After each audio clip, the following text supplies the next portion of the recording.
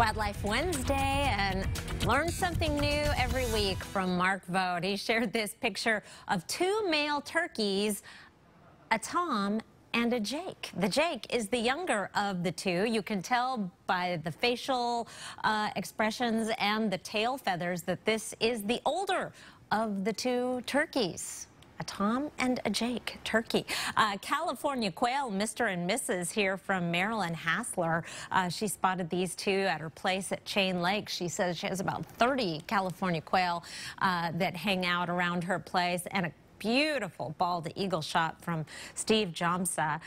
He spotted this at the Kootenai River in Bonners Ferry. Doppler radar, we have another round of wet weather coming overnight, falling in a variety of forms, and this has been a tricky forecast. Snow in the northern valleys with some accumulation, particularly in North Idaho around Spokane and Coeur d'Alene. A little tricky to call with our current temperatures being right at freezing, potential for freezing rain along the Wenatchee area, and just rain further to the south where temperatures are well above average.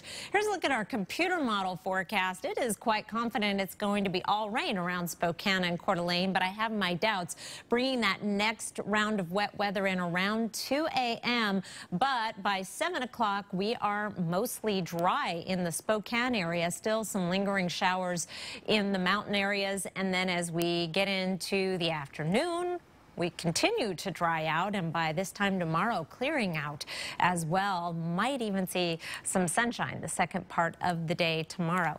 Oops, let me go back here and show you that graphic that I wanted to show you about the types of winter precipitation. It is a little bit tricky. The atmosphere, we don't look at it as just a flat one unit, but as we look at it in layers, very much like a cake.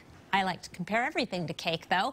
And we are looking at where the above average or above freezing temperatures are. If they're at the surface, we're looking at mostly rain. This is where we get into the tricky part when we have a layer of above freezing temperatures right in the middle of this column of air, like we did last night where we had freezing rain. If it's a little more shallow, we end up with sleet.